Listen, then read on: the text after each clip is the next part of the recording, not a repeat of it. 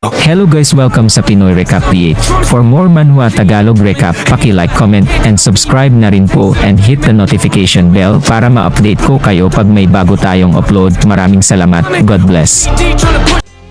Bago tayo magsimula mga idol, shout out muna sa mga sulit na sumusuporta sa channel ko. Maraming salamat, at kung hindi ka pa nakasubscribe, baka naman. Thank you. God bless. Tumalon patungo sa mga kalaban, samantala, nagpapakain si Lola ng kalapati nang bigla itong lumiwanag na ikinagulat niya. Binago ni Suo ang kanyang mga braso sa mga pakpak, umiwas sa sibat ng mga hari, at dumapo sa kanyang harapan. Sumanib siya sa beku at kinagat ang lig ng hari nang pareho silang bumagsak sa bundok, at marahas na bumagsak sa lupa. Nagulat ang grupong Suos, ngunit tiniyak ni Suo Yaong na hindi siya patay. At inutusan silang maghanda para sa labanan. Binato ni Min Suo at Jung Ho ang butiki. Nagpaputok si Wilding Su ng mga palaso mula sa kanyang pana. Dinaig ni Su ang Lizard King, sinuntok siya ng paulit-ulit at tinanggal ang bungo na suot niya. Pagkatapos ay tinanong niya kung nasaan ang mga leopardo. Hindi sumagot ang Lizard King na lingguhang tamaan siya sa ulo. Galit na galit si Suo at umihip. Nagpatuloy ang grupo sa pakikipaglaban sa Lizard Men nang makita nila si Su Ho sa langit na hawak ang Lizard King. Itinapon niya ang hari sa puso ni Lizard Man, pinalipad ang bundok, at naging sanhi ng pagbagsak ng bundok. Gumuho at bumagsak ang grupo kasama ang Lizard Man. Tumayo si Su Yaong at kinumpirma na okay ang lahat at sinabi ni Su Ho na bukas ang pinto. Si Kim, Mais Owen, ang kapitan, ay naghihintay sa labas ng portal nang lumitaw ang grupo ni Su Ho. Inobserbahan ng kapitan si Su Ho at inisip na siya ay mahina. Sinubukan ni Mizo na batiin si Su Ho, ngunit nag-transform siya bilang isang kalapati at lumipad. Nagtanong si Mizo tungkol sa recording at inutusan ni Su Yaong si Minsu na bumalik sa AQ kasama si Mizo, ngunit pinigilan siya ni Mizo at ipinaalam sa kanya na kailangan niyang sumama. Ang misyon na obserbahan si Su Ho ay tapos na at siya ay ipinadala sa support the Northern Dega border. Nagulat si Su Yaong. Iniulat ni Minsu ang mga pangyayari sa piitan sa direktor at sa kapitan. Natakot ang kapitan matapos masaksihan ni Su Ho ang pagtalo sa Lizard King. Nagtanong ang direktor tungkol sa lakas ng Lizard King at ipinaalam sa kanya ni Minsu na ito ay isang ranggo. Ngunit gaano siya kadaling madaig ni Su? Ang direktor surmised at Su na ang mga kakayahan ay mas mataas kaysa sa S-rank. Su Yaong ay ipinaliwanag na ang Su Ho's Dimensional Energy Easy rank, ngunit ang kanyang combat ability or S plus rank kapag siya ay nakikipag-fuse sa isang hayop, ang kanyang lakas ay nag-iba ngunit tinatayang hindi bababasa. Kaya walang kisame para sa kanyang mga kasanayan. Hindi tulad ng ibang awakeners. Iniisip ng kapitan kung ang mga regular na alya ay katulad ni Su Ho at naisip na kung ang lahat ng nawala ay bumalik tulad ni Park Su Ho, ang kanilang bansa ay magiging isang superpower. Samantala, pinangunahan ni Meong Jin ang isang grupo ng mga bata sa isang shed na may mga kagamitan sa bukid. Nang walang kamalay-malay na sila ay binabantayan, si Su Yaong at ang kanyang grupo ay umalis patungo sa hangganan ng Diyu. Kung saan ang mga sundalo ay nagulat na ang mga kondisyon ay hindi maganda, si Su Yaong ay nag-check sa kanyang telepono habang si Su Ho ay natutulog, hindi alam ang kanyang tawag. Nagulat si Ding Su nang makakita ng malaking donasyon. Sa kabila ng ibinunyag ni Su Ho bilang level 4 dungeon returnee. Habang si John na nagtanong tungkol sa kung nasaan ang aking makina, pinangarap ni Suo na muling makasama ang mga kaibigan, ngunit sa halip ay nakatagpo ng isang kuyog ng butiki. Naisip niya ang kanyang pamilyang Red Wolf sa mga nakaraang labanan at nagtaka kung saan nagpunta ang kanyang mga kaibigan na nag-iisip na maaaring nag-teleport sila dahil sa takot sa ang mga butiki. Bumaba si Suo para kumain at sa mesa ay nagtanong siya tungkol kay Suyong na tinatawag siyang Blondie, ngunit napagtanto ni Ding Su na hindi alam ni Suho ang pangalan ni Suyong. Shocking Junho ending. Sinabi sa kanya ni Su Ding Su na ang kanyang pangalan ay Joy Suyong. Sinabi sa kanila ni John Ho na ipinadala si Su Yaong sa bansa at sinabing nakipag-ugnayan siya sa kanya dahil hindi sinasagot ni Su Ho ang kanyang telepono. John na nagsabi rin sa kanila na kailangan nilang mag-recruit ng higit pang mga miyembro para manungkulan sa pagsukat ng aparato para sa pagsabog ng portal dahil hindi nila ito mahawakan sa kanilang mga kasalukuyang numero. Nagtanong si Suo tungkol sa aking batang si Jim at John na naalala ang lokasyon ng mga matatanda at ulila sa Seoul. Sinubukan ni Dingsu na tawagan ang aking makina, ngunit hindi siya sumasagot. Samantala, ang grupo ni Suojung ay nakarating sa Necroville na binabasa sila at sinabihan na patayin ang kanilang mga kagamitan sa komunikasyon. Tumabi si Suyaong at pinatay ang kanyang phone, habang si Suho ay nakita ang kanyang mga missed calls at sinubukang tawagan muli ngunit hindi siya makontak. Dumating si Kim Mizo at ang kapitan upang makita si Suho at sinabi ni Mizo sa kanya na gusto nilang malaman ang sikreto sa likod ng kanyang mga kakayahan sa piitan. Iginiit ni Suo na nangangailangan lamang ito ng masipag na pagsasanay sa loob ng 1,000 taon. Nagalit ang kapitan, inakusahan si Suho ng pagiging makasarili, at hiniling na tulungan niya ang bansa sa krisis nito. Ipinaliwanag ng kapitan na ang dalas ng antas, 6 na piitan ay tumataas.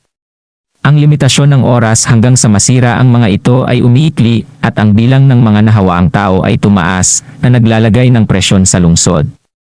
Dahil sa kakulangan sa pagkain at lakas tao, patuloy na sinabi ng kapitan na ang mga taong may malakas na kakayahan tulad ng Suho ay lubhang kailangan, kaya nagtanong tungkol sa mga nahawaang tao at ipinaliwanag ni Mizo na pagkatapos ng isang malaking pagbabago ay isang hindi kilalang virus ang kumalat sa mga nakatira sa bukid. At sa North America, ang mga infected, na tinatawag na neck rivals, ay hindi buhay o patay, at walang habas na umaatak at nakakahawa sa iba. Ipinakita ni Mizo kay Suho kung saan matatagpuan ang neck rival red zones at nagbabala na kung tumaas ang kanilang mga bilang, magiging mas mahirap ang transportasyon sa pamamagitan ng mga ruta sa lupa at maiwasan ang mga piitan na mangyari sa mga field. Sa tingin niya, isa itong alien virus na pumasok sa isang portal at mabilis na kumakalat. Pinapahirapan silang humawak gamit ang kanilang kasalukuyang mga mapagkukunan. Kapalit ng pagpayag sa inspeksyon at pangangaso sa piitan, bibigyan nila si Suho ng 2 regalo na i-upgrade ang antas ng kanyang guild sa 5 teritoryo ni Ana malapit sa kasalukuyan niyang teritoryo.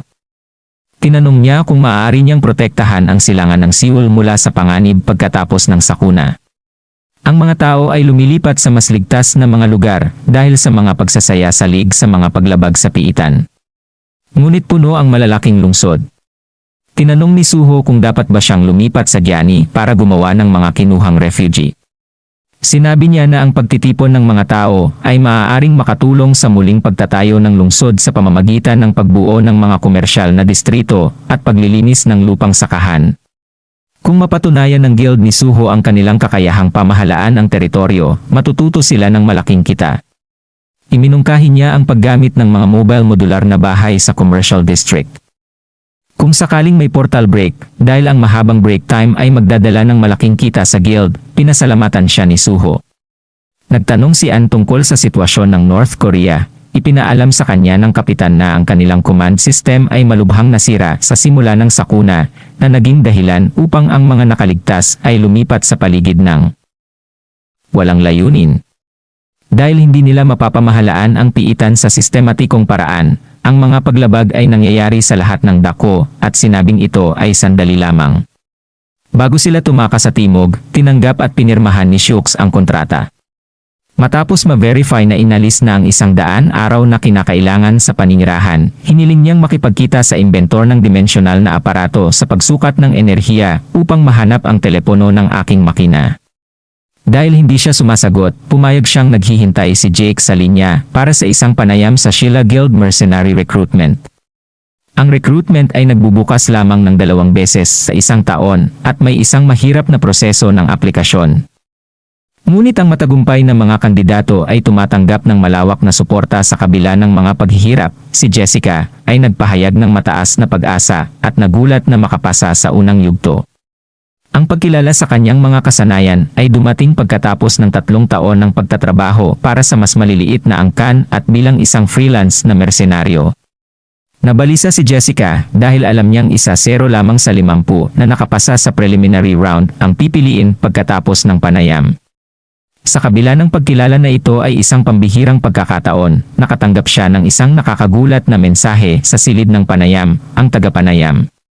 Nagpahayag ng pagkabigo sa mga pangkaraniwang kandidato. Para kunin siya. Gayunpaman, nang tinawag ang susunod na batch, nawawala si Jessica. Ibinalita ng isa pang aplikante na bigla siyang umalis. Ang mensaheng natanggap ni Jessica ay mula kay Suho na nag-imbita sa kanya na sumali sa kanilang guild at magbigay ng address. Sa pagtakas niya, napagtanto ni Jessica na hindi na niya kailangang isipin yon dahil iniligtas ni Suho ang kanyang buhay at siya ang pinakapinag-uusapang figura sa Korea. Pagkatapos ay ang sumunod na eksena. Ang konvoy ng militar ay sinusundan ng isang kuyog ng mga karibal sa League. Ang isa sa mga sundalo ay nagkomento na ang mga kalsada ay nagiging mapanganib at dapat ay nanatili sila sa mas ligtas na ruta. Ang isa pang sundalo ay tumugon na wala silang pagpipilian dahil sila ay darating ng huli kung hindi nila tatahakin ang kalsadang ito. Biglang nakita nila ang isang puso ng mga karibal sa League na nilalamon ang isang halimaw at nakaharang sa kanilang daraanan. Ang sundalo ay nag-utos na magpaputok, ngunit ang isa pang sundalo ay nag-iingat sa pag-iinit sa mga rebelde sa League. Giit ng unang sundalo, itinuro na malapit sila sa Dabang Aerial Military Operations Area. Binaril nila ang kanilang mga armas na naglalayong itaboy ang mga karibal sa League. Matagumpay na umatake ang mga sundalo, natalo ang mga halimaw na nakaharang sa kanilang dinadaanan, ngunit sa paggawa nito ay nakuha nila ang atensyon ng mga nakapaligid na karibal sa League. Sino ang sumumpa sa kanila? Nagpaputok ang mga sundalo habang sila ay umatras. Samantala, ang grupo kong Onions na tinutugis ng mga karibal sa NEC ay naghanap ng mapagtataguan. Humingi ng paumanhin ang monghe dahil siya ang may pananagutan sa pagmungkahi na pumunta sila sa lugar at hindi niya alam ang pagsalakay ng mga rebelde sa League. Inalo siya ni Myeongjin na inuuna ang pagtakas kasama ang mga bata. Nakahanap sila ng isang building, Anmeong, inutusan ni Jin ang lahat na maghanda. Pagbaba pa lang nila sa sasakyan, naabutan ng mga rebelde sa League. Umabante ang makina ko para harangin ang papasok na kuyog, kahit na cooldown pa ang kakayahan niya. Biglang, lumitaw ang mga ferry at winasak ang sangkawan na may maraming buhawi. Nagulat si Myeongjin at ang kanyang grupo nang makita si Suho na nakatayo sa tuktok ng gusali.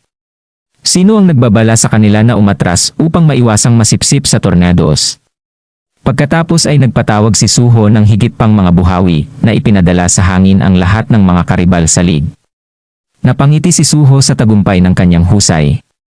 Ang mga sundalo ay nakikipaglaban sa magkatunggaling League nang ang isa sa mga sasakyang tumaob at napalibutan ng mga nilalang. Si Suyong sa isa pang sasakyan ay tumingin sa mga kamera at nagulat siya nang makita ang isang equable sa screen. Inutusan niyang buksan ang pinto at gumawa ng plano na tumungo sa kotse ng Team 7. Sila ay lumabas ng isang napakabata na mabilis na nagpadala ng mga karibal sa League na humaharang sa kanilang daan ng isa hindi malilimutang inatake siya. Mabilis niyang pinutol ito sa kalahati at pinatay ang iba pang nakapaligid sa kanya. Sinuri ng kanyang team ang tumaob na sasakyan at natagpuang patay ang driver.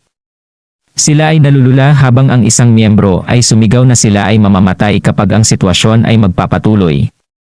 Naghanda sila para sa malapit na labanan habang papasok ang horde, ngunit biglang isang pagsabog ang pumatay sa mga rebeldeng NEC na sumusulong patungo sa kanila. Nakita ng mga sundalo ang mga reinforcement na dumarating sa malapit. Lumalaban pa si Suyong nang lapitan siya ng isa sa mga reinforcement. Nakilala niya siya bilang anak na si Jinwoo. Ang isa sa mga reinforcement ay nag-utos sa mga sundalo na mag-dock habang siya ay naghahanda sa pag-atake, at habang pinoprotektahan ni Jinwoo si Suyong, nagpaputok siya, pinunasan ang mga nakapaligid na karibal sa League. Samantala, ang mga karibal sa League na pinalipad ni Suho ay nahuhulog sa lupa at pinapatay.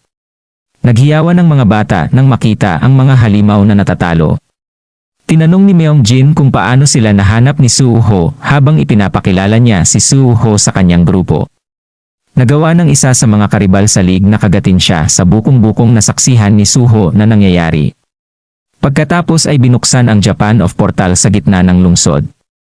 Sinisira ni Anna Monster ang lugar dahilan para magpanik ang mga tao. Isang babae ang nahulog at pinadala ang kanyang baby stroller sa mga lansangan, ngunit dumating si Akita Hero at nahuli ang stroller habang ang kanyang team ay para dito.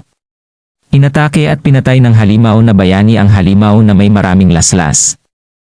Pinutol ito ng pira-piraso, naghiyawan ang mga tao habang lumalakad si Hero sakay ng kotse.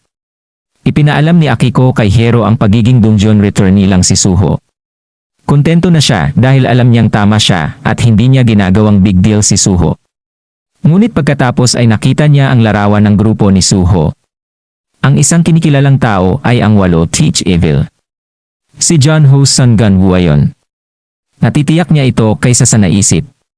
Dapat ay nasa bahay ampunan ang bata ngayon pagkatapos niyang mawala ang kanyang ama, kaya naman inilagay niya ito sa dulo ng listahan ng kanyang pagpatay. Ang pinakamasamang kontrabida na nagmula sa Korea, si Hero, ay nagtaka kung bakit siya naroon. May nakilala siyang ibang tao sa grupo ni Suho. Si Jessica yon at naalala niya siya bilang health swordsman swordmaster na si Jang Jessic, na sinundan ni Myung Jin, na tatawaging Undying Destroyer Buddhist Master. Laking gulat niya nang makitang nagkukumpulan ang mga taong iyon sa isang lugar. Ipinakita sa kanya ng Kiko ang pakikipaglaban ni Suho sa Lizard King na ikinagulat niya. Naisip ni Akiko na si Suho, na masyadong malakas para sa isang taong bumalik mula sa isang bayani ng F-rank Dongyeon, ay pumayag. Ipinagpatuloy niya na ang mga artikulo na nagsasabi na si Suho ay isang irregular na maaring totoo. Nag-aalala si Hero kung bakit lumitaw ang isang irregular na tulad ni Suho na hindi niya alam, naniniwala siyang maaaring agresor si Suhong na tulad niya na nagtitipon ng mga kilalang kontrabida para baguhin ang hinaharap na posibleng malagay sa panganib ang planong pinaghirapan ng bayani. Ang nakaraan. Sa takot, ang pag-aalala niya sa kanyang bayani ay nadama ang pangangailangan na pumunta sa Korea upang makilala si Suho, ngunit ipinaalam sa kanya ni Akiko na hindi niya magagawa yon sa ngayon. Samantala, ang mga bata ay nasa lahat ng hardin ng mga hayop at gulay habang si Myung Jin ay nakikipag-usap sa kontratista. Nakatanggap si Mizo ng balita tungkol sa aktibidad ng piitan ng mga Suho clans at nabigla siya sa kanilang mabilis na clear speed, tinatantya na matatapos nila ang isang piitan. Sa loob lamang ng 4 na araw, nakaramdam ng labis na kaba si Mizo at naisip na dapat ay naglagay sila ng mga paghihigpit sa bilang ng mga pagsalakay. Samantala, ipinakita ni Jang Jessic ang talim na ibinigay sa kanya ni Suho at ipinangako niyang matamo ang B-rank status sa lalong madaling panahon. Habang nagpapahayag ng kanyang pasasalamat kay Suho, Myung Jin ay nilapitan din ni Suho si Suho na humihingi ng pabor. Nangangailangan siya ng bagong sandata dahil hindi sapat ang kanyang damage output at gusto niya ng wing spear. Gayunpaman, dahil sa kanyang mababang antas, hindi siya nakabili ng isa. Si Suho ang bumili ng sibat para sa kanya. Isang Myung. Lubos na nagpasalamat si Jin kay Suho, nangako na babayaran niya ang utang sa pamamagitan ng hindi mabilang na mga sumpa at patayan. Ipinaalam ni Kiko kay Hero na hindi sila maaaring maglakbay dahil sa mga ruta sa himpapawid at dagat. Dahil naharang dahil sa isang Wyvern Nest outbreak, nagulat si Hero sa balitang ito. Ngunit pagkatapos ay nakatanggap ng tawag mula sa ministro na nagsasabing kailangan niyang pumunta sa Kato kaagad para sa isang antas pito-piitan hitsura. Itinuro ng Kiko na ayon sa hula ng mga bayani, hindi ito dapat mangyari sa loob ng 5 buwan. Napagtanto ni Hero na bumilis ang mga pangyayari at kung hindi mapigil ang level 7, Dongyeon. Ito ay magiging sanhi ng isang pandaigdigang krisis, ang magulong bayani na ito, dahil ito ay hahadlang sa kanya sa sapat na paghahanda para sa kung ano ang darating dito. Naniniwala si O na ang tanging salik na nagbago ay si Park Suho at tiwala siya na ang mga malalapit kay Suho ay magkakaroon din ng magagandang talento sa hinaharap. Naniniwala siya na mayroon lamang isang regression stone at na marahil ay bumalik si Suho mula sa hinaharap na mas maaga sa panahon noon. Kung iba ang intensyon ni Suho sa kanyang sarili, handa si Hero na patayin siya para sa kapakanan ng sangkatauhan. Sinabi niya kay Akiko ang kanyang desisyon na pumunta muna sa Tokaido. Sa loob ng piitan, si Suho ay humiling kay Myung Jin para sa isang panunuya sa lugar. At ang aking makina ay nag-obligar dahil si Dingsu ay humimok sa kanya na lumakas ang grupo na naghanda para sa labanan nang marinig nila ang papalapit na mga halimaw na dumating ang butiki at pinatawag ni Suho ang kanyang mga espiritu gamit ang isang buhawi upang ipadala ang halimaw sa hangin. Dingsu labuhin ang mga butiki na madaling makakuha ng mga puntos. Isa pang grupo ng mga butiki na sinisingil ngunit ang aking makina ay gumagamit ng Dragon Rush. At si John, na umabante habang si Dingsu ay tumawag sa stone. Tumayo si Jessic ang nahulog na Lizardman at pinatay ni John Ho na nagtapos kay Su ng isa.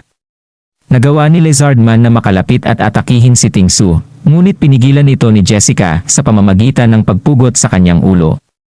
Habang patuloy nilang pinapatay ang mga halimaw sa kanilang paligid, naisip ni Jessic na walang ibang guild na kukuha ng E-rank mercenary para mag-level up sa level 4 na piitan.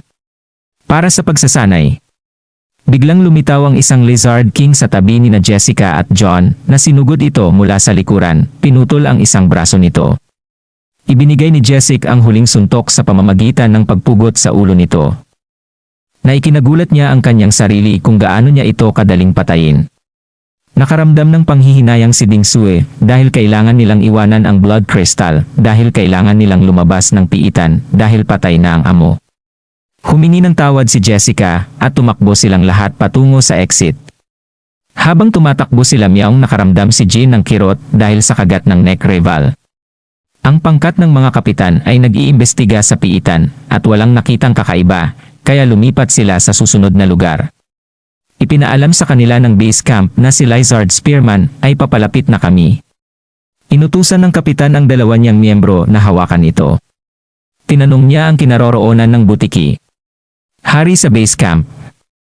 May nakita ang isa sa mga ahente, ngunit nakita niya ang Lizard King sa itaas nila. Nakita ng grupo ng mga kapitan ang pagsabog. Nakatanggap si Ann ng ulat na ang base camp ay nilabag ng kaaway at ngayon ay inaatake. Mabilis na tumakbo ang kapitan sa base camp, tinalo ang Lizardmen na humaharang sa kanilang dinadaanan at inutusan ang lahat na umatras pabalik sa base. Kasabay nito, ipinaalam ni Jinwoo kay Su Uyong na nakatanggap sila ng ISOAS habang nasa ruta patungong Jeong. Sinabi ni BIC Su Uyong kay Jinwoo na nakatakda silang makipagkita sa CDC. Ipinaalam sa kanya ni Jinwoo. Hindi ka panipaniwala na napakaraming casualty ang natamo nila sa level 4 dungeon raid. Tinanong niya kung may nakitang mga clue at iniulat ng ahente na walang clue na naugnay sa item. Kinumpirma nila na ang oras sa piitan ay gumagalaw ng 2 beses ng mas mabilis kaysa sa labas. Naisip ni Kim Mizo si hindi kasinungalingan ang kwento ni Su Ho tungkol sa pagpunta doon sa loob ng 1,000 taon. Kung nadoble ang nasa piitan ako, 500 taon na sana ang lumipas sa Earth. Nagtaka si Kim Mazel kung paano nangyari iyon. Iniutos niya ang pagpapalawak ng partido ng pagmamanman at upang kunin ang bilis. Dahil masyadong mabilis na nililinis ng team ni Suho ang mga dungeon, iniulat ng ahente na huminto na ang Suho team. Trading pagkaraan ng humigit kumulang 7 oras na may 50 matagumpay na clears at kasalukuyang papunta sa bureau para i-update ang kanilang mga awakener card sa kotse. Si Ding Xuan, tulog si Myeong Jin maliban kay Jessica na tinanong ni Su kung pagod na ba siya. Sagot ni Jessica na parang panaginip lang ang lahat.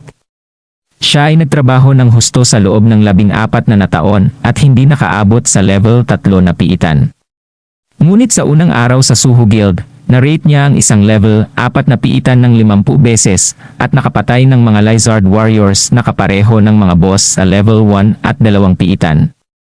Sa kabila ng halos hindi pagiging isang E-rank pagkatapos ng struggling para sa 3 taon, siya ay ngayon ay isang D-rank. Nabanggit niya na kung sumali siya sa Sheila Guild, malamang na makakatanggap pa rin siya ng pagsasanay sa rookie.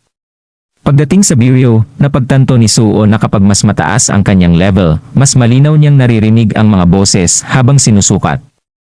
Ipinaalam sa kanya ni Kim Mizo na ang gumawa ng energy measuring device ay Dr. Toddler mula sa England, si Ann.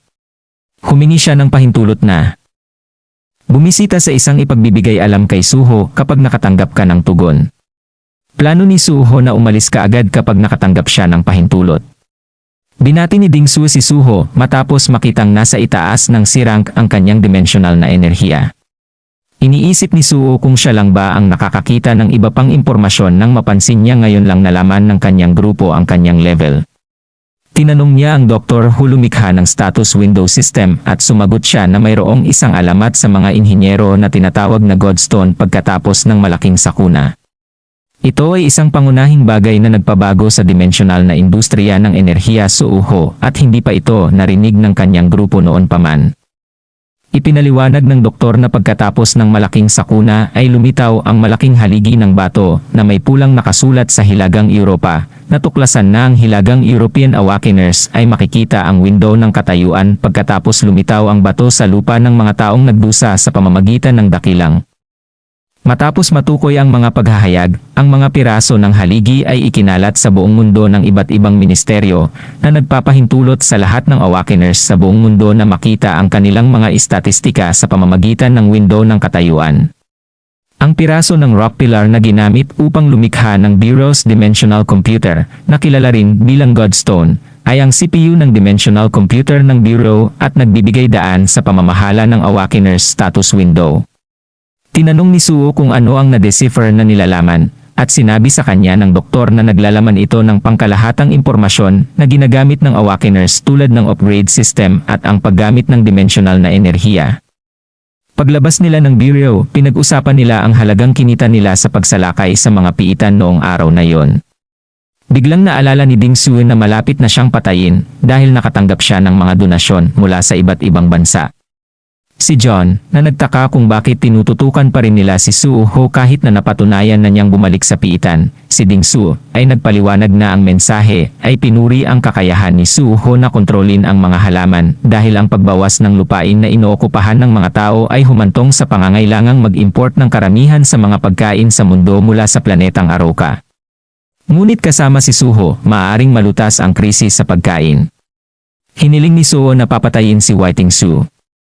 Sinabi ni Handing Su na dahil binigyan siya ng pera para kausapin si Suho ngunit hindi naghahatid at natakot sila kapag hindi dumating si Suho sa loob ng 2 araw, papatayin nila si Ding Su.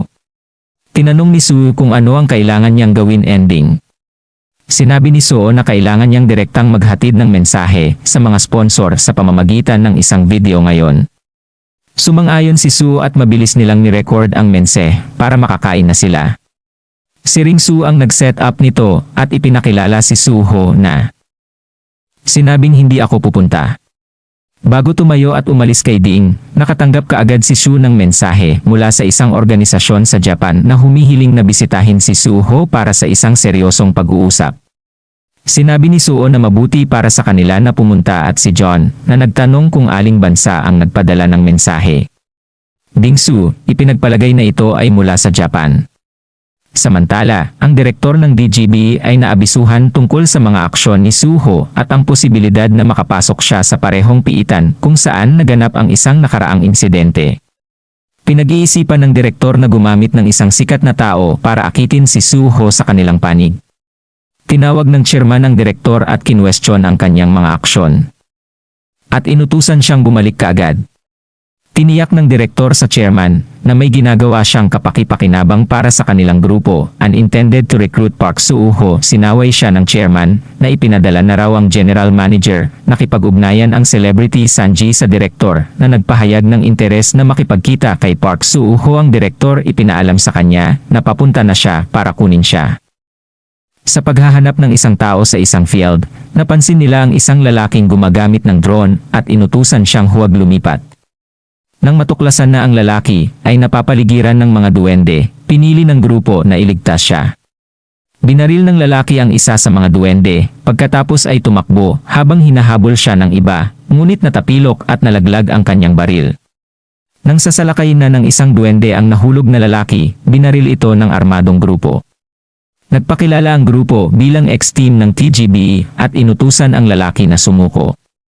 Iniulat nila sa isa pang individual na nasecure na nila ang target at inutusang itago ito sa bodega. Samantala, nagalit ang direktor sa kanyang katulong dahil sa hindi pagkakahawak nito kay Suho hanggang sa dumating ito. Ipinaliwanag ng katulong na hindi pinansin ni Suho ang isang lalaking pumasok sa piitan. Tinanong ng direktor kung gaano katagal bago lumabas si Suho. Huling ipinaalam kay Ann, umabot ng 4 na araw, 11 oras, at 27 minuto bago lumabas ang 2 tao. Nadismaya ang direktor dahil naniniwala siyang kailangan nilang maghintay ng 8 araw para sa pagbabalik ni Suho pagkatapos ay ang piitan. Si Suho ay nakatayo sa ibabaw ng isang tumpok ng mga patay na orsi. Tiningnan niya ang window ng kanyang status at nalaman niyang kailangan niya ng 3 pang puntos para buksan ang beast farm. Gayunpaman, naramdaman niya na may isa pang orsi na buhay pa. Kaya gumamit siya ng pagsubaybay at natagpuan ang Orsi Su-dash sa orc and delivered the final suntok. na nakakuha ng 23 puntos sa tagumpay. Binuksan niya ang halimaw. Pinili ng farmman ang isang lokasyon para dito. Ang impormasyon tungkol sa Beast Farm ay ipinakita at nakita ni Suho na mayroong isang hybrid at pinaniwalaan na ito ay bumalik. Isa pang grupo ng mga Orsi ang sinisingil kay Suho at isang mensahe ang nag-udyok sa kanya na magpasok ng isang summoning command. Pagkatapos ng ilang pag-iisip, ipinatawag ni Suho ang lahat ng kanyang mga lobo na naglalayong punuin ang kanyang Beast Farm sa kapasidad. Nakatanggap ang direktor ng tawag na nagpapaalam sa kanya na lumabas na si Suho mula sa piitan na hindi kapani-paniwala ng direktor dahil pumasok si Suho ilang oras pa lang ang nakalipas. Nagpatuloy ang assistant, sinabing bumalik si Suho at lumabas sa pangalawang pagkakataon. Pagkatapos lamang ng 2 oras. Nagdududa pa rin ang direktor at tinawagan si Sanji. Samantala, sa loob ng piitan, ipinagpatuloy ni Suho ang pakikipaglaban sa mga Orsi. Isang barrage ng mga palaso ang ipinutok sa kanilang direksyon at inutusan ni Suho ang kanyang mga lobo na umatras. Ang ilan sa mga arrow ay tumama sa mga Orsi. Ngunit ang kanyang mga lobo ay nakaatras ng ligtas. Binago ni Suho ang kanyang mga pakpak sa kanyang likod habang ang mga Orsi ay pumutok ng mga palaso sa kanya, lumipad sa loob ng kastilyo. Gumamit si An ng buhawi para harangin ang mga Orsi. Ang Orki Lord ay tumalon pababa sa harap ni Suho na sumanib sa isa sa mga lobo. Inatake ni Su ang Orki Lord, tinamaan ito sa mukha, at ibinagsak ito, pagkatapos ay itinaas ang Orc Lord sa hangin gamit ang buhawi. Sumunod si Suho at nagbigay ng isang sipa na nagpabalik o bumagsak sa lupa. Tumakbo ang mga tao sa lobo, pagkatapos ay ginamit ang kanyang kasanayan sa pagpapaamo, pagkatapos ay ipinadala ang mga lobo sa bukid ng hayop.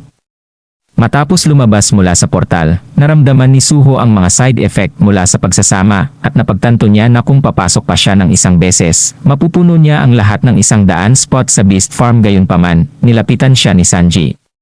Habang papalapit si Sanji kay Suho, ang media ay nagbubulungan na sa mga alingawngaw ng kanilang dapat na relasyon.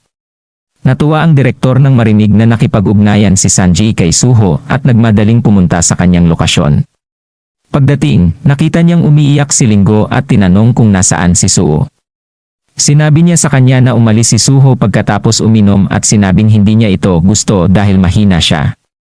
Galit na galit, tumayo siya at nagpa siyang gumising.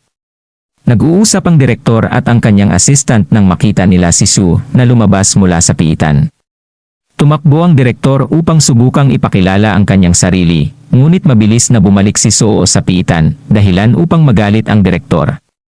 Gayunpaman, pinigilan siya ni Chief Secretary Chai at sinabihan ang direktor na magpahinga. Habang pumalit ang kalihim, ipinaalam ng kalihim sa tagapangulo na si Su na ang mga kakayahan ay mas makapangyarihan kaysa sa kanilang inaasahan. Tiningnan ni Sewell ang mga istatistika para sa Beast Farm at nakita niyang napuno na ito at ang level 2, ang kapasidad nito ay tataas sa 200. Nagpasya siyang tawagan ito sa isang araw.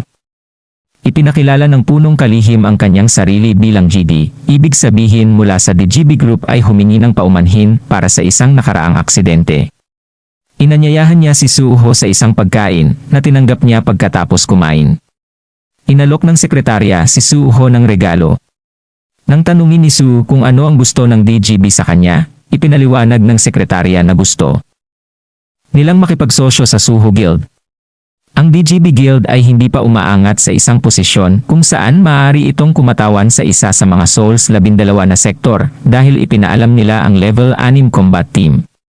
Sumagot si Suho na wala siyang interes na maging isa sa mga sektor na kumakatawan sa Guilds of Souls 12. Tumugon ng kalihim na ang kanilang layunin ay hindi maging isa sa 12 na kumakatawan sa mga guild at kaluluwa, ngunit sa halip ay magtatag ng ika-negatibo 13 sektor kasama ang Suho Guild. Ipinaliwanag niya na tulad ng 12 sektor sa Seoul, kung mayroong level 6 guild na nakalagay sa isang partikular na lugar, isang lungsod ang mabubuo sa paligid nito. Gayunpaman, ang guild sa loob ng 12 sektor ay struggling na pangasiwaan ang level 6 na piitan. Nagdudulot ng pagkabalisa sa mga mamamayan. Kung ang isang 13 teeth guild na makapagbibigay ng peace of mind ay maitatag, ang mga tao ay magsisimulang lumipat sa ika-negatibo 13 sektor at ang halaga ng lupa ay tataas. Tiwala ang kalihim na kayang tuparin ng Suho Guild ang mga pag-asa ng mga mamamayan. Gayunpaman, nagkaroon ng hamon na hindi kayang lampasan ng Suho Guild sa sarili nitong Sims na namamahala sa mga piitan, nagpaplano at nagtatayo ng lungsod, habang nagtatrabaho sa gobyerno at nakikipag-usap sa iba't ibang kumpanya. Naunawaan ni Sue na ang DGE ay may pinansyal at karanasang mapagkukunan, ngunit hindi ang lakas, at gusto nilang makipagsosyo sa Suho Guild upang ipahiram ang kanilang kapangyarihan. Ang kalihim ay nakakita ng pagkakataon na mamuhunan sa Suho Guild. At tinanong kung magagawa nila ito sa kanilang mga kasalukuyang miyembro. Tiniyak niya kay Suho na ang DGB ang magiging pinakamahusay na kasosyo para sa Suho Guild. Naghinala si Suho na gusto ng DGB na kontrolin ang pagtatayo ng mga residential at commercial area sa paligid ng mga piitan, ngunit sumang-ayon siya sa sinabi ng sekretarya na si Sue. Na humiling ng oras upang pag-isipan ito habang siya ay tumayo para umalis. Ipinaalam sa kanya ng sekretarya ang isa pang regalo na mahirap makuha. Ang regalo ay ang presidente ng Young Gary Loan Company na nasa listahan ng The Wanted. Tumakas si Han sa bukid. Nag-alok ang sekretarya na alagaan siya, ngunit tumanggi si Suho, sinabi sa kalihim na gawin ang gusto nila. Gayunpaman, may naalala si Suho at tinawagan si John Ho, itinuro niya. Kailangang pumunta ni John sa ibinigay na address dahil may gustong makita siya. Sinabi ni Suho sa sekretarya na ang kanyang nakababatang kapatid na lalaki ang bahala dito, si John, na dumating sa itinalagang lugar at itinuro sa isang lalagyan. Sa loob, natagpuan niya ang presidente ng Young Gary Loan Company. Nagtanong ang loan shark tungkol sa presensya ni Suho at sinagot ni John Ho na nandoon siya. Humalakhak ang loan shark at nagpahayag ng panghihinayang sa pananakit sa kanya na pinatawad sa kanya ni Jumbo. Pagkatapos, sinisisi ng loan shark ang Bureau at ang DGB sa pag-scam kay Suho sa level 5 na piitan. Si John, na handa nang umalis ngunit pinigilan siya ng mga loan shark na humingi ng tulong sa pag-alis. Binanggit ng loan shark na pinahiram niya si John ng pera sa bahay at nakahanap ng trabaho para sa baril ay ang ina noong sila ay nangangailangan. Nang marinig ang tungkol sa baril na ang ina na si John Joe nakapaus, ipinaliwanag ng loan shark na dati niyang pinamamahalaan ang Gary Employment Center na naalala o pumupunta sa kanya na desperado para sa trabaho. Nabunyag ang katotohanan ng sitwasyon. Ang loan shark at ang kanyang mga kasabwat ay pumunta sa bahay ni John Hose upang mangolekta ng bayad, ngunit wala siya roon. Pagkatapos ay nag-alok sila ng kontrata para ibenta ang mga organo ng miyembro ng pamilya ni John Hose. John na nag-usisa tungkol sa nangyari, at ang loan shark ay nagpahayag na siya ay humingi ng awa habang hawak ang baril na si Wu. Nangako si John na nagtanong kung nasaan siya sa loan shark, na dadalhin siya sa kanya kung pumayag si John na tulungan siya. Samantala, nakatanggap si Suho ng mensahe mula kay Kim Mizo na nagsasabing may tugon mula sa batang paslit. At pumayag siyang makipagkita. Ito ay isang doktor na maaaring nakakaalam tungkol sa koneksyon sa pagitan ng paghahalo ng oras sa crack ng sukat at sa planetang kinaroroonan niya. Umaasa siyang makakagawa siya ng paraan para makasama muli ang kanyang mga kapatid. Nag-aalala kay John Ho. Sinubukan siyang tawagan ni Suho ngunit walang natanggap na sagot. Inutusan niya ang kanyang driver na dalhin siya sa container ng DGB nang dumating si John Ho at ang loan shark sa itinalagang lokasyon. Tiniyak ng loan shark kay Junho na dadalhin siya ng kanyang mga tauhan sa kanyang asawa. Gayunpaman, napapaligiran sila ng mga armadong tulisan. Habang binabati ng loan shark ang kanyang mga tauhan, nakilala ng isa sa mga tulisan si John Ho at tinuya siya. Ipinaalam ng loan shark sa grupo na si John na naghahanap sa kanyang asawa ay nag-utos sa kanila na dalhin siya sa kanya. Pinapasok nila siya sa isang gusali at binuksan ang mga ilaw na nagpapakita ng isang gilingan na puno ng dugo. Pinag-usapan ng mga tulisan kung aling gilingan ang ginamit nila sa asawang si John Hose na si John na nagtanong tungkol sa kinaroroonan ng kanyang asawa ngunit biglang inatake ng loan shark na nahulog sa lupa. Inamin ng loan shark ang paggiling ng asawa ni Junho sa gilingan ng karne habang kinukutya siya sa pagiging hindi epektibong asawa. Ang loan shark ay nagpatuloy sa paghampas kay John Hall ng isang paniki na sinisisi si Soo-ho sa pagbagsak ng kanyang negosyo. Si John na nagtiis ng pambubugbog. Bumabalik ang kanyang mga alaala. Pagkatapos ng high school, ang paglalaro ng mga laro ng gore ang tanging pagtakas niya. Pagkatapos ay nakilala niya ang kanyang magiging asawa na si Maging nang magkaanak sila. Si John na naglalaro habang palihim na umiiyak ang kanyang asawa. Naniniwala siya na ang tanging regalo na maibibigay niya sa kanya ay ang histerya ng isang taong tumatakas sa kahirapan at katotohanan. Ipinaalam ng isa sa mga kriminal sa ulo na ang gilingan, ihahanda. Dahil sa pagod sa pambubugbog kay Junho, sinabihan ng loan shark si John Ho na puntahan ang kanyang asawa, si John, na naniniwala na kung makikita niya itong muli ay magsusumamo siya para sa isa pang pagkakataon. Inutusan ng pinuno na basagin ang mga bukong-bukong ni John Ho tulad ng ginawa nila sa kanyang asawa, at pagkatapos ay dahan-dahang ibababa siya sa gilingan. Ulo muna. Isang kriminal ang nagtaas ng sledgehammer para hampasin, ngunit pinasalamatan siya ni John Ho sa pagpapaalala sa kanya ng nakaraan. At sinabing karapat-dapat siya sa sakit, ngunit wala siyang naramdaman. Mabilis na umatake si John Holden, naputol ang braso ng masasamang may hawak ng sledgehammer. Nagulat ang mga kriminal, si John, na nagpahayag na pagkaalis ng kanyang asawa, nangako siyang hindi na niya gagawin ang mga ganoong aksyon, ngunit hindi niya maaaring hayaang mabuhay ang mga katulad nila habang nakangiti. Nagsitakas ang mga kriminal nang mapagtanto nila si John na isang gising. Ang pinuno ay hiniwa-hiwalay sa takot hinabol ni John Pag-asa ang mga natitirang kriminal at ipinagpatuloy ang kanyang patayan. Ang mga magnanakaw ay nagtaka kung nasaan ang kanilang mga sniper, ngunit sila ay hinarap na ni Suho noon. Inutusan ng mga lalaki mula sa TGB na linisin ang mga resulta upang maiwasan ang anumang mga problema sa hinaharap. Ang mga panuntunan ay pinawalang bisa ang kanilang mga numero ng Social Security na ginagawang hindi malamang na bigyang pansin sila ng gobyerno. Natuwa si Suo nang makitang gising na si Junho. Samantala, ipinahiwatig ng mga ulat na sa kabila ng patuloy na panganib na dulot ng madalas na paglabag sa piitan sa higanteng rehiyon ng Big Diego, lumilitaw na nagiging mas ligtas ang lugar sa tulong ng mga espesyal na puwersa mula sa Seoul. Abuso siya at mga lalawigan ng lango. Gayunpaman, ang paniniwala na ang mga guild lamang ang nagpupumilit na pigilan ang mabilis na pagdami ng mga piitan ay nagiging sanhi ng lalong pagkabalisa ng mga mamamayan. Nagsaya ang mga sundalo para sa pinakamakapangyarihang pangkat ng labanan sa Korea. Ang Special Forces 707, isang itim na ulap. Ang sumunod na balita ay tungkol sa iskandalo tungkol sa relasyon ni Sanji at Suho. Nagalit si So-young.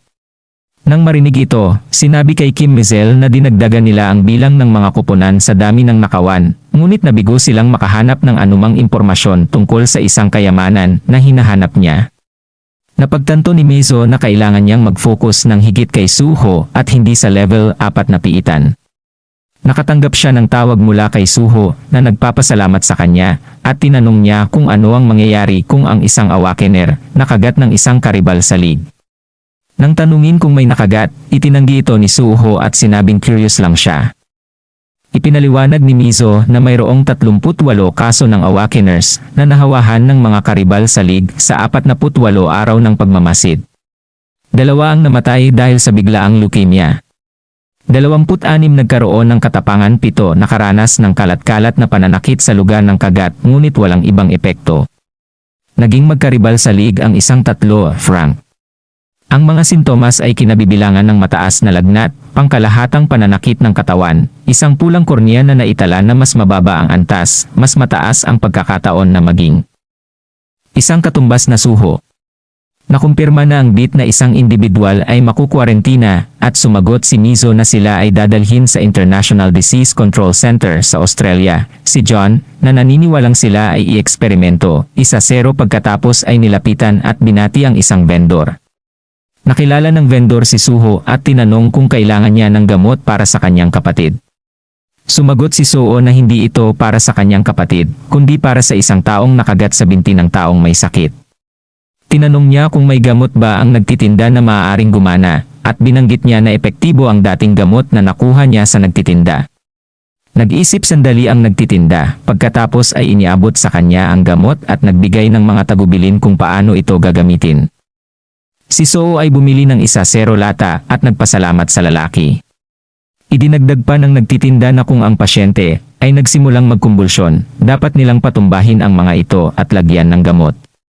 Umalis si Sewell at dumating ang mga pulis, ipinaalam sa vendor na ilegal ang pagtitinda sa lugar. Tumakas ang vendor habang hinahanap siya ng mga pulis. Samantala, si Myung Jinwoo. Trending na nanood si Sue. Dumating si Soo na may dalang gamot at pinatay ang makina ko para ibigay ito. Sino ang naging baliw kaysa sa Japan? Nagsaya ang isang tao habang pinapanood ang bayaning si Akita at ang kanyang kupunan na lumabas mula sa isang antas pito-piitan, ngunit ang pagdiriwang ay hindi nagtagal nang biglang bumagsak ang kupunan. Ang mga ulat ay nagpahiwatig na 7 miyembro ng kupunan ang hindi nakabalik, na humahantong sa pag-aalala tungkol sa kahirapan ng isang antas pito-piitan dahil ang pinakamakapangyarihang kupunan sa mundo ay nagdusa ng 7 kaswalti. Sa ospital, nagkamalay si Hiro at inaliw siya ni Akiko. Ipinaalam niya sa kanya na inimbitahan ni Suho si Mr. Digo. Pangalawa sa command ng Supernatural Bureau, na responsible para sa national defense at may mas mataas na prestihyo. Pagkatapos ay naghinala ang Awakener Federation, Hero, na sinusubukan ng gobyerno na makipag-ugnayan kay Suho. Nagalit si Ann na ginamit siya bilang benchmark para lumikha ng magandang kinabukasan. Sinisi niya si Suho sa pagsira sa kanyang mga plano at naniwala siya na nangangalap siya ng mga kriminal para sa ilang masamang layunin. Nanumpa si Hero na dapat niyang patayin si Suho upang masiguro ang kanyang sarili at ang kinabukasan ng sangkatauhan. Pagkatapos ay inutusan niya si Akiko na humanap ng bangka para makapunta kaagad sa Busan. Samantala, nakikipag-usap si Suho sa isang monghe na nagpahayag ng pasasalamat sa tulong ni Suho sa pagtatayo ng templo sa kanyang teritoryo. Na-inform Sai. Suho na gumaling na ng maayos ang makina ko, nakakapag-ehersisyo sa umaga at nakakain ng maayos. Ibinahagi ni Myung Jin kay Suho ang tungkol sa kung paano niya nakilala ang kanyang Panginoon at kung paano nasunog ang templo. Nagresulta sa pagkamatay ng kanyang amo, ang kaganapang ito ng ok na puot sa aking makina sa unang pagkakataon na naging sanhi ng kanyang pagkitil ng buhay sa kanyang sariling mga kamay. Pakiramdam niya, kahit na siya ay naging isang asuran, harapin ang kapahamakan sa huli, ay sulit ito hanggat maaari niyang alisin ang sama ng loob sa kanyang puso ng kapwa monghe na nagligtas sa aking makina mula sa pagkahulog sa kalaliman dahil kung hindi man ay namatay siya sa isang dungyon. Sinabi ng aking makina kay Suho na iniligtas niya siya at tumulong sa muling pagtatayo ng nasunog na templo na nagpapahintulot sa kanya na maibigay ang pasanin sa kanyang puso. Nangako siyang tatahakin ang landas ng isang asor kasama si Suho. Samantala, dumating si Hero sa Busan sakay ng bangka na may layuning makipagkita kay Sujo John na nagpaalam sa kanya na si Secretary Chen mula sa DGB ay tumawag at nagulat na natapos na nila ang mga plano ng lungsod gamit ang draft na ibinigay ni Suho. So inutusan si John Ho na tiyakin ang kalidad ng trabaho ay pantay-pantay at binanggit na siya ay aalis papuntang England sa lalong madaling panahon. Boting Su ay nagpaalam sa kanya na ang mga ruta ng Aaron ship ay sarado dahil sa Wyvern Dungyon na si John Ho ay nagmungkahi na si Suho ay lumipad doon kung saan si Suho ay sumagot na kung siya ay mag-transform sa isang kalapati maaari lamang siyang lumipad sa loob ng 0 minuto. Nalaman nila na ang mga eksperto. Hanggang dito muna sa part na to. Salamat mga idol.